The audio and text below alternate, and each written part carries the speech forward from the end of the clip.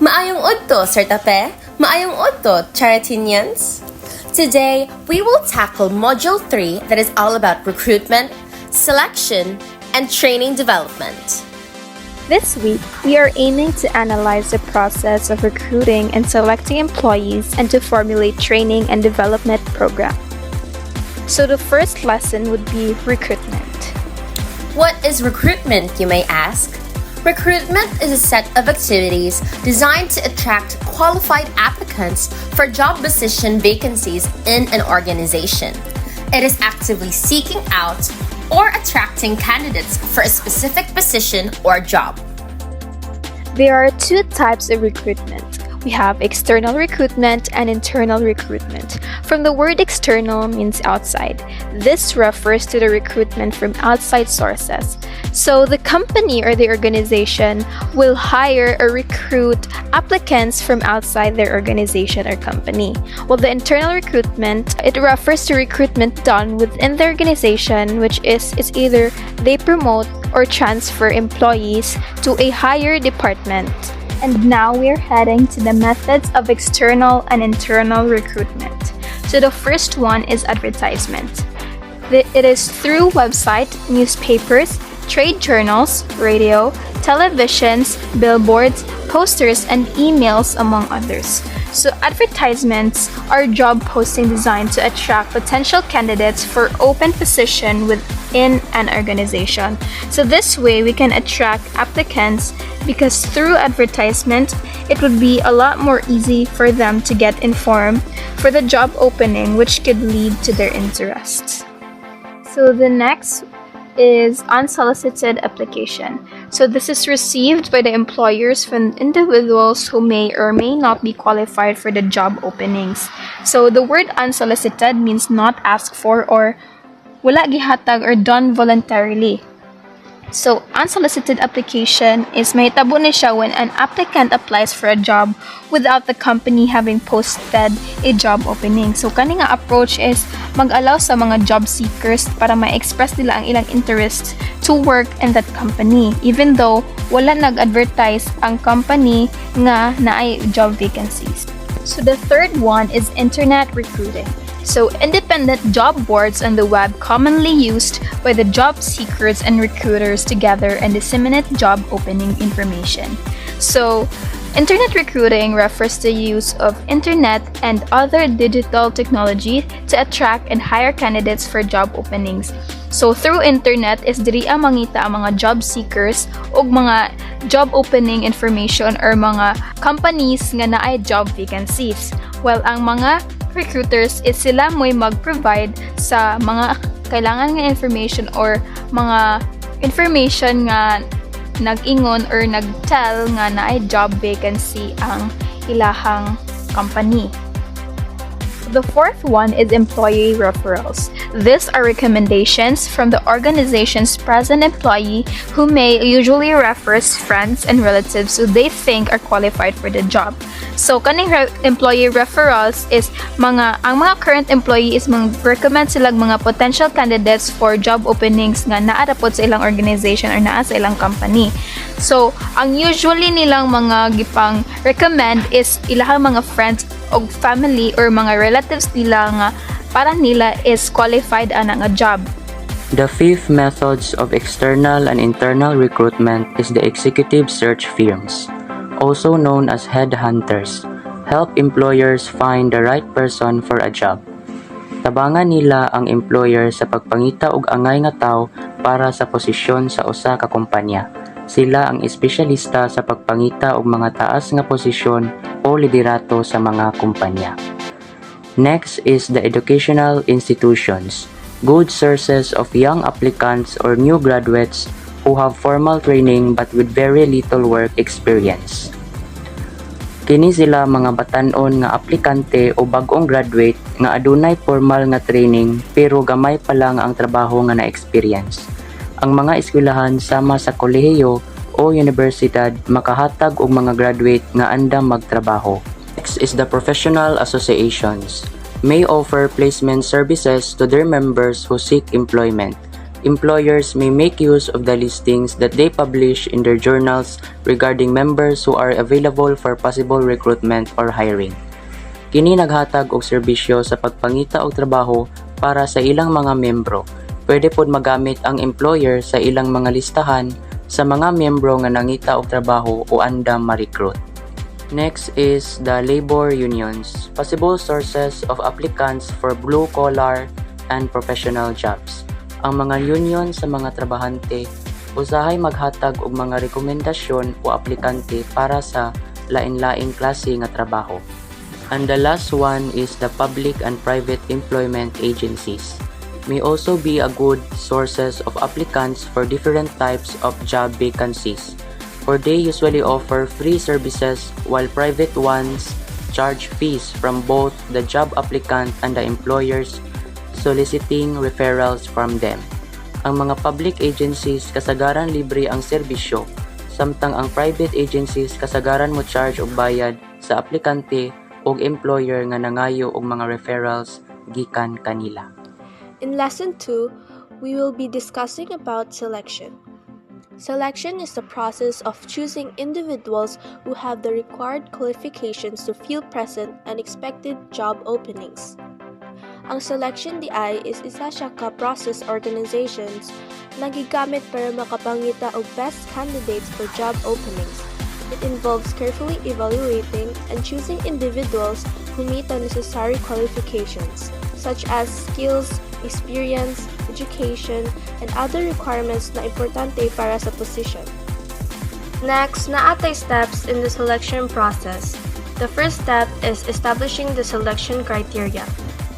Ani na step is ang organizations maghatag og instructions ug unsa na qualifications and skills required sa position na imong applyan. The second step is requesting applicants to complete the application form. After the first step, ang job seekers mag-ask to fill out the application form for them. The third step is screening by listing applicants who seem to meet a set criteria. After sa pag-fill out sa form, ang applications are reviewed to those candidates who appear fit for the basic job requirements. The fourth step is screening interview to identify more promising applicants. Mga applicants na napili, i-interview for further assist and candidates' qualifications and potential fit with the job. The fifth step is interview by the supervisor, manager, or panel interviewers. Ani, i-interview na kag isa ka supervisor, manager, or panel interviewer for thoroughly assist based in job-related factors like technical skills, cultural fit, and uban pa. The sixth step is verifying information provided by the applicant. The employers will check the accuracy of the information na gi-provided sa applicant. This step ensures the honesty and the accuracy of the candidate's background. The seventh step is requesting the applicant to undergo psychological and physical examination. Ani na step is kailangan mag-require ang mga applicants to do the examination, pero some companies are gi-implement para ma-evaluate ang ilang personality, cognitive abilities, or emotional intelligence, and also para ma-ensure that ang applicant can meet any job-related health requirements. The last step is informing the applicant that he or she has been chosen for the position applied for. Once ang organizations magkapili na sa chosen applicant, will be informed about the job offer, discussing the terms and conditions, such as ang ilang salary, kung kanusta sila mag-start, and other relevant details. That's all for the selection. Now let's move on to the interview that will be discussed by Adrian K. At this juncture, we will tackle interview. Interview is the determining of an applicant's qualifications in order to gauge his or her ability to do the job. An interview is a question and answer session where one person asks questions and the other person answers those said questions. There are 4 types of job interviews. Different interview formats are used based on the specific needs of the organization and the role being filled. The first type is structured interview. In a structured interview, The interviewer follows a set of prepared questions. These questions are often categorized into situational, job knowledge, job simulation, and worker requirement questions. The focus is on maintaining consistency in the interview process. If there is a structured interview, there is also an unstructured interview. In contrast to the structured interview, the unstructured interview allows more flexibility as there is no strict interview guide. The interviewer may ask questions freely based on the flow of the conversation, allowing them to explore different aspects of the applicant's qualifications. The next type is the most common interview format. It is the one-on-one interview. It is where a single interviewer interacts with the applicant. It provides an opportunity for a more direct interaction between the interviewer and the interviewee. The last, but definitely not the least, is the panel interview.